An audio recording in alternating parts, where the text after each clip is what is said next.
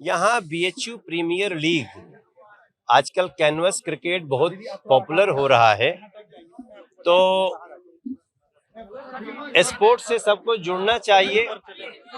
उसके लिए अलग अलग खेल है। कैनवस क्रिकेट का 3rd एडिशन ये बीएचयू प्रीमियर लीग शुरू हो रहा है और इसका समापन 29 नवंबर को होगा।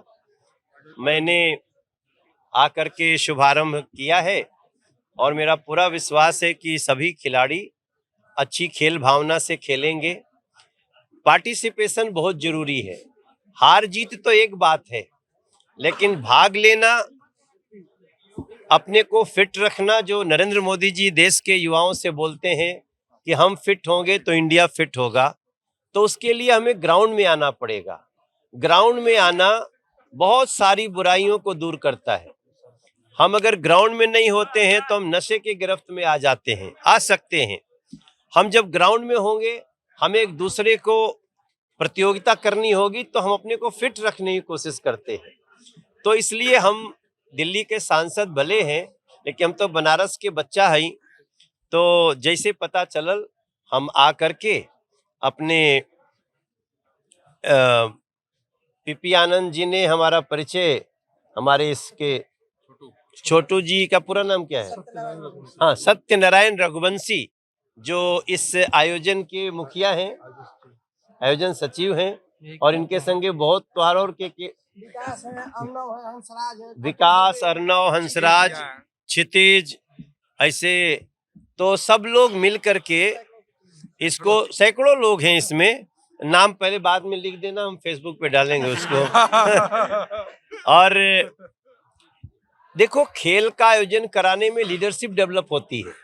आप जब 24 टीमों को एक साथ बुलाएंगे, उनकी सुविधा देखेंगे, तो मानवीय गुणों को निखारना भी स्पोर्ट्स काम करता है।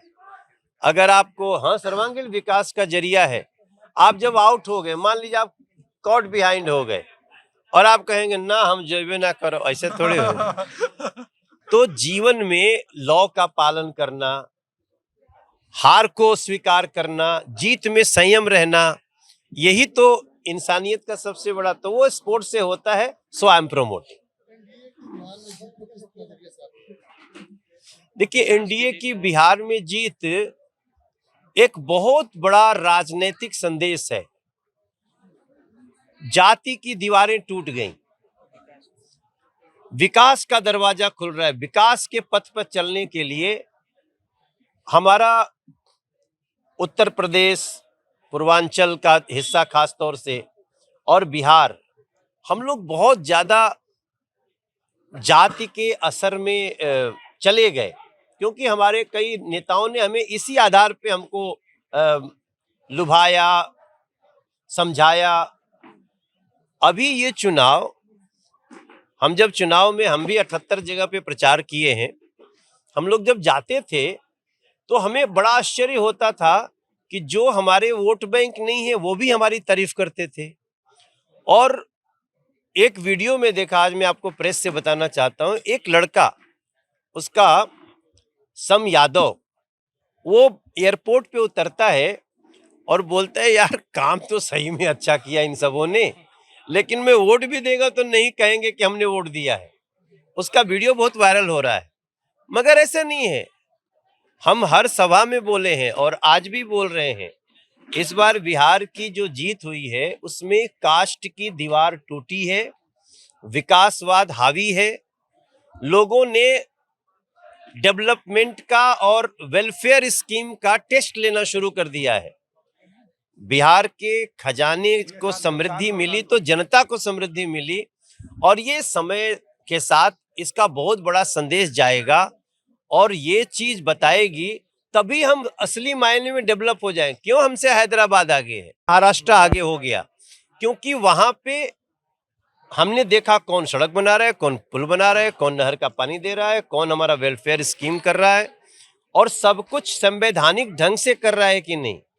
तो मैं आज बीएचयू के इस उद्घाटन अवसर पे आपने पूछ दिया, मेरा मानना है ये एक नए राजनीतिक संस्कृति की शुरुआत बिहार में हुई है, और उसके लिए मैं प्रत्येक नागरिक को धन्यवाद करना चाहता हूं। ये जरूरी नहीं, इसलिए नहीं कह रहा है कि एनडीए जीती है, हम जीते हैं। विकास जीता है, सुरक्षा कैसे हो। आप देखिए, हमें कितना आश्चर्य होता है कि आज 200 डॉक्टर आतंकवादी गतिविधियों में लिप्त पकड़े गए। आप एक बार घर में बैठ के सोचना कि यार, डॉक्टर बनने के बाद भी आप देश को बम से उड़ाने की योजना बना रहे हो, तो फिर हमारे देश के लोग इसको क्यों नहीं सोचेंगे। और उसमें भी जाति और धर्म दोनों। मैंने कई ऐसे मुस्लिम लोगों को भी देखा है जो कहते हैं नहीं, हमें अपने देश को मजबूत रखना है। तो ये नई जो राजनीतिक संस्कृति की शुरुआत में बिहार के रिजल्ट है।